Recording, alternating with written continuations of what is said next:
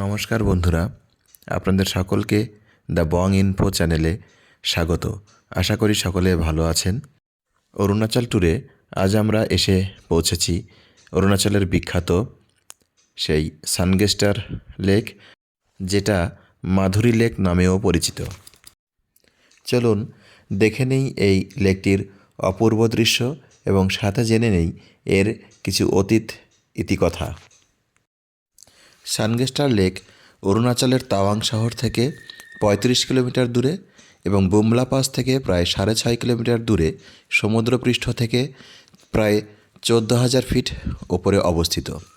১৯৫০ সালে এই অঞ্চলে ভয়াবহ আর্থকোয়েক এর দরুন এই লেকটির সৃষ্টি হয়। ১৯৫০ সালে ভূমিকম্পের ফলে এখানকার এই পার্বত্য অঞ্চলের যে গাছপালা ছিল সেগুলো এই লেকের জলে চাপা পড়ে যায়। সেই মৃত গাছপালাগুলি এখনও মাথা উঁচু করে অক্ষত অবস্থায় দাঁড়িয়ে রয়েছে। এগুলো কিন্তু জীবন্ত গাছ নয়, এগুলো সবই মৃত গাছ। এই লেকটি ভারত চীন সীমান্ত রেখা বরাবর অবস্থিত। ভারতীয় সেনার বক্তব্য অনুযায়ী এই লেকের মধ্যে দাঁড়িয়ে থাকা গাছের গুড়িগুলি মাথা উঁচু করে আমাদেরকে বিদেশি আক্রমণ থেকে রক্ষা করে চলেছে। ১৯৯৭ সালে শাহরুখ খান এবং মাধুরী দীক্ষিত অভিনীত বিখ্যাত কয়লা সিনেমার একটি গান তন্হাই তন্হাইয়ের কিছু অংশ এখানে শ্যুট করা হয়। এরপর থেকেই এই লেকটি মাধুরী লেক নামে পরিচিতি লাভ করে। বর্তমানে এই লেকটি চারপাশে পর্বত দ্বারা বেষ্টিত। শীতকালে এই লেক পুরোটাই বরফে পরিণত হয় এবং তখন ট্যুরিস্টদের যাওয়া বারণ থাকে।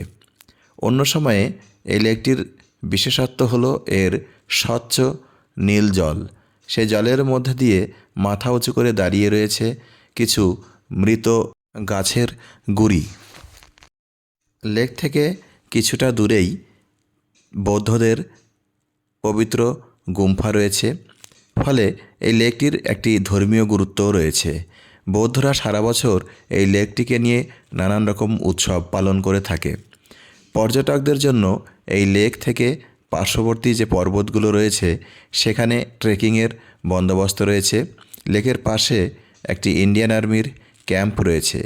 দেখুন, আমরা ভিডিওর এই অংশটিতে সূর্যের আলো লেকের জলে রিফ্লেক্ট হয়ে কি সুন্দর এক অভূতপূর্ব দৃশ্য ধারণ করেছে সেটা দেখাবার চেষ্টা করছি। এই লেকটির বিশেষত্বই হচ্ছে এর স্বচ্ছ নীল জল, সেটা আমরা আগেই উল্লেখ করেছি।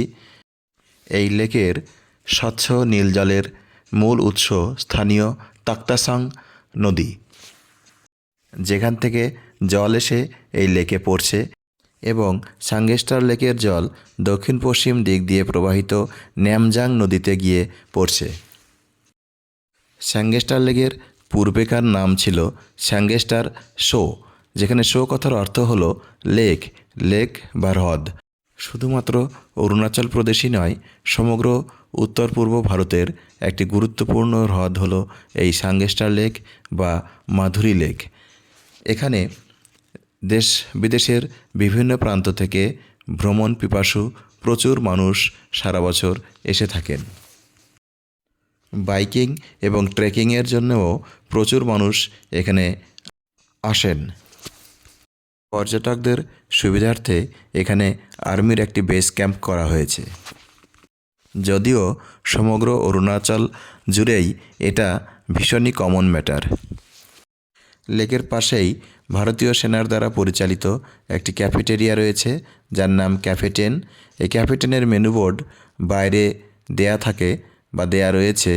এই ক্যাফে 10-এ আপনারা যে সমস্ত খাবার পাবেন সেগুলো হলো চা, কফি, ম্যাগি, মোমো, দুপুরের লাঞ্চ, ছোলে বাটুরে, আলু পরাঠা, পুরি সবজি, রাজমা চাউল, নিরামিষ থালি, এগ থালি প্রভৃতি।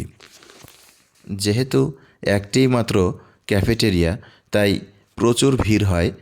আপনাদের অনুরোধ করব একটু সময় নিয়ে এখানে যাবেন। আর ভারতীয় সেনা বন্ধুরা যেহেতু এই ক্যাফেটেরিয়াটি পরিচালনা করছে, তাই তাদের সঙ্গে সহযোগিতার হাত বাড়িয়ে দেবেন। অনেকেই দেখেছি খাবার খেয়ে প্লেটগুলোকে নির্দিষ্ট জায়গায় না রেখে টেবিলেই রেখে চলে যান। এই কাজগুলো করবেন না।